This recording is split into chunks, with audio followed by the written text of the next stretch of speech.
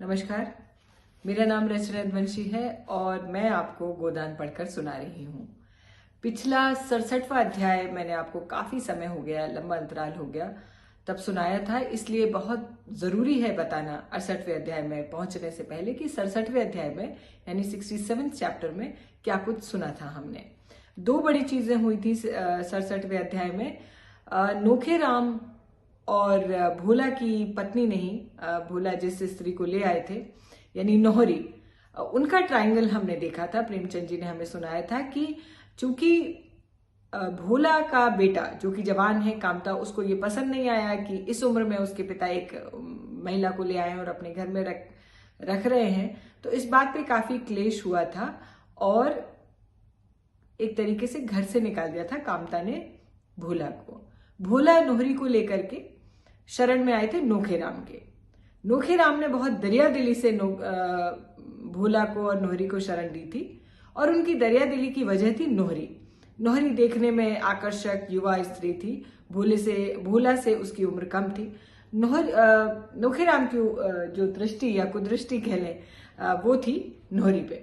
बहुत दरिया दिली से उन्होंने शरण दी। थोड़े दिनों बाद ये हुआ कि नोहरी तो उनकी आंखों का तारा बन गई, लेकिन भोला की बेइज्जती और अपमान होने लगा। ये बात भोला को समझ में आने लगी, खलने लगी। और जब एक दिन भोला ने कहा कि नोहरी तुम चलो यहाँ से और अपने ही घर में रहना ठीक है, तो इस पर नोहरी ने साफ इनकार कर दिया। और बल्कि जब शारीरिक बल का प्रयोग करते हुए भोला ने नोहरी को ले जाने की कोशिश की तो वो कामयाब नहीं हुए। नोहरी ने इतना जबरदस्त बल प्रयोग दिखाया कि भोला कुछ नहीं कर पाया और नोहरी को नहीं ले जा पाया। बहुत असहाय महसूस किया। दूसरी बड़ी चीज ये हुई थी कि फिर प्रेमचंद जी धनिया होरी के हमें प्रांगण में ले आए। होरी पर डिग्री करवा दी है मंगरू शाह ने पटेश्वरी के साथ षड्यंत्र करते हुए, और जितनी ऊख थी वो 150 रुपए में नीलाम हो गई, वो भी मंगरू शाह के नाम। और कुछ नहीं कर पाए धनिया और होरी। धनिया ने वही किया जो वो हमेशा जो उसके नियंत्रण में है, यानी भरपूर भर भर के गालियां सुनाई। उसको पता था कि साजिश का जो मुख्य सिरा है वो पटेश्वरी तक जाता है। अच्छा, फिर एक और इम्पॉर्टेंट डायमेंशन लिया इसी चैप्टर में कि नोखेराम की कीप एक तरीके से हो गई है नोहरी, और उनका बड़ा रुतबा बढ़ गया है। चूंकि नोखेराम उन्हें बड़ी इज्जत बख्शते हैं तो गांव में भी उनकी पूछ हो गई है। अब नोहरी को ये शगल हुआ है, ये शौक चढ़ा है कि लोग उनकी मान प्रतिष्ठा भी करें, उनका भी एक कद होना चाहिए। तो जब उन्हें पता लगता है कि होरी की बिटिया की शादी तय हो गई है और होरी जो है वो पैसे से लाचार है, बल्कि उसकी तो डिग्री भी हो गई है और उसकी ऊख भी ले गए हैं लोग उसके खेतों से उठा करके, तो वो आती हैं और एक बहुत बड़ा पासा फेंकती हैं कि वो होरी और धनिया को पैसे उधार दे सकती है। हालांकि धनिया को संशय हो रहा है, जैसा कि हमने हमेशा देखा है कि धनिया चीजों को बहुत महीन बारीकी से परखती है। धनिया को संशय हो रहा है, लेकिन चूंकि ऑफर इतना तगड़ा दिया है नोहरी ने, तो उसमें वो लोग आ जाते हैं और फिर धनिया जो है वो बहुत भाव विवल हो जाता है और नोहरी को छोड़ने जाता है। कुल मिला के 200 रुपए उधार देने की, वो भी बिना किसी कागजी लिखत पढ़त के, वो तैयार हो जाती हैं नोहरी देवी धनिया को देने के लिए। दोनों बहुत आह्लादित हैं। इसके बाद मैंने आपको बताया था कि प्रेमचंद जी हमको गोबर के पास ले जाएंगे, तो आज हम गोबर के विषय में, शहर के विषय में प्रेमचंद जी ने क्या कुछ लिखा है वो मैं आपको सुनाऊंगी। सुनिए। गोबर को शहर आने पर मालूम हुआ था कि जिस अड्डे पर वह अपना खोंचा लेकर बैठता था वहां एक दूसरा खोंचे वाला बैठने लगा था और ग्राहक अब गोबर को भूल गए हैं। वह घर भी उसे पिंजरे सा लगता था। जुनिया उसमें अकेली बैठ के रोया करती थी। लड़का दिन भर आंगन में या द्वार पर खेलने का आदी था। यहाँ उसके खेलने की कोई जगह नहीं थी, कहाँ जाए। द्वार पर मुश्किल से 1 गज का रास्ता था। दुर्गंध उड़ा करती थी। गर्मी में कहीं बाहर लेटने बैठने की जगह नहीं। लड़का माँ को एक क्षणिक न छोड़ता था और जब कुछ खेलने को न हो, कुछ खाने और दूध पीने के सिवा और वह क्या करे। घर पर भी कभी धनिया खिलाती, कभी रूपा, कभी सोना, कभी हीरा, कभी होरी, कभी पुनिया। यहाँ अकेली जुनिया थी, उसे घर का सारा काम करना पड़ता था।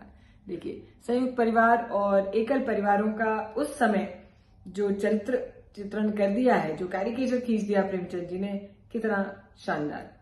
और गोबर जवानी के नशे में मस्त था। उसकी अतृप्त लालसा विषय भोग के सागर में डूब जाना चाहती थी। किसी काम में उसका मन नहीं लगता था। खोंचा लेके जाता तो घंटे भर में ही लौट आता। मनोरंजन का कोई दूसरा सामान न था। पड़ोस के मजूर और इक्केवान रात रात भर ताश और जुआ खेलते थे। पहले वह भी खेलता था, मगर इसके लिए केवल मनोरंजन था जुनिया के साथ हास विलास। थोड़े ही दिनों में जुनिया इस जीवन से ऊब गई। अब वह चाहती थी कहीं एकांत में जाकर बैठे, खूब निश्चिंत होकर लेटे सोए, मगर वह एकांत उसे नहीं मिलता था। उसे अब गोबर पर गुस्सा आने लगा था।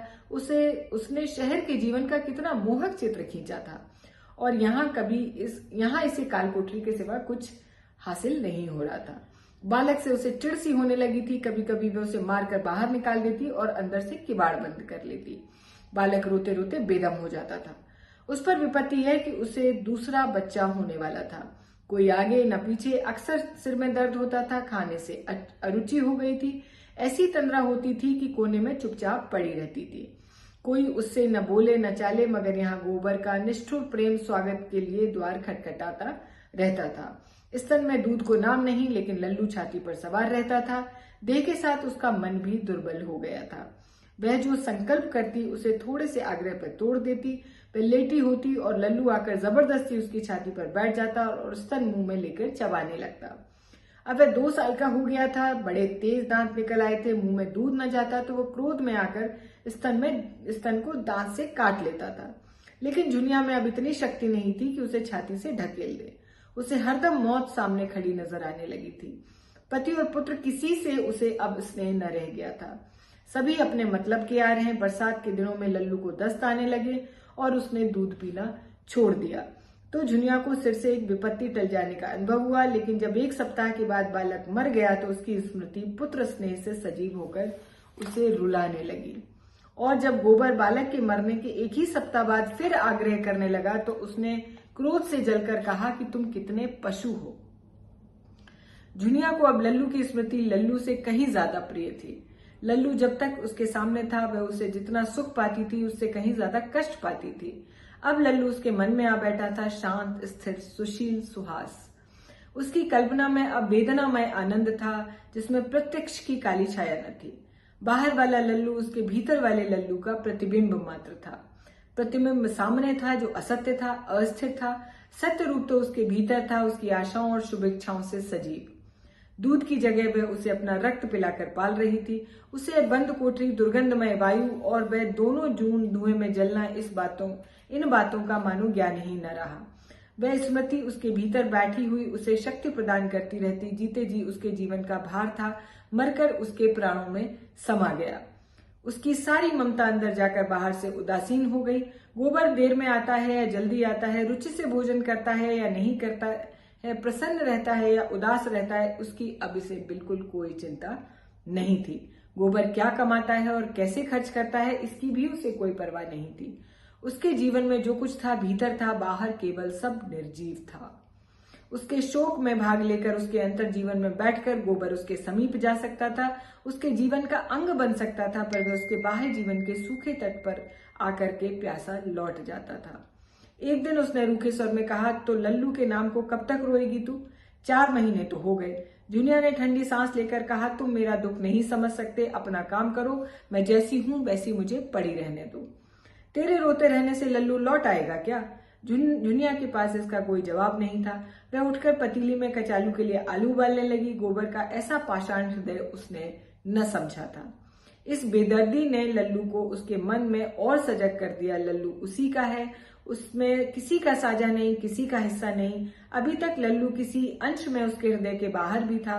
गोबर के हृदय में उसकी ज्योति थी, अब वह संपूर्ण रूप से उसका था।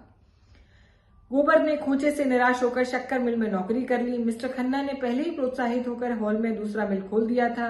गोबर को पहले खोचा ले बड़े सवेर जाना पड़ता था और दिन भर जब वह दिया जले घर लौटता था तो उसकी देह में थकान न होती थी। बीच बीच में हंसबोल भी लेता था। फिर उसे खुले हुए मैदान में उन्मुक्त आकाश के नीचे जैसे उसकी क्षतिपूर्ति हो जाती थी। वहां उसकी देह चाहे जितना काम करे मन स्वच्छंद रहता था, परंतु यहाँ देह उतनी मेहनत न होने पर भी जैसे उस कोलाहल, उस गति, उस तूफानी शोर का उस पर बोझ सा लदा रहता था और यह शंका बनी रहती थी कि न जाने कब डांट पड़ जाए। सभी श्रमिकों की यही दशा थी। सभी ताड़िया शराब में अपनी दैहिक थकान और मानसिक अवसाद को डुबोया करते थे। गोबर को भी शराब का चस्का पड़ा। घर आता तो नशे में चूर। पहर रात गए और आकर कोई न कोई बहाना खोजकर झुनिया को गालियां देता, घर से निकालने लगता और कभी कभी पीट भी देता। झुनिया को अब यह शंका होने लगी थी कि वह रखेली है, इसी से उसका अपमान हो रहा है। ब्याहता होती तो गोबर की मजाल थी क्या कि उसके साथ ये बर्ताव करता। बिरादरी उसे दंड देती, हुक्का पानी बंद कर देती। उसने कितनी बड़ी भूल कर दी कि इस कपटी के साथ घर से निकल आई। सारी दुनिया में हंसी भी हुई, हाथ कुछ ना आया। वह गोबर को अपना दुश्मन समझने लगी, न उसके खाने पीने की परवाह करती, न अपने खाने पीने की। जब गोबर उसे मारता तो उसे ऐसा क्रोध आता कि गोबर का गला छुरे से रेत डाले। गर्भ ज्यों ज्यों पूरा होता जाता था, उसकी चिंता बढ़ती जाती थी। इस घर में तो उसकी मरण हो जाएगी, कौन उसकी देखभाल करेगा, कौन उसे संभालेगा। और जो गोबर इस तरह मारता पीटता रहा तो उसका जीवन नरक हो जाएगा।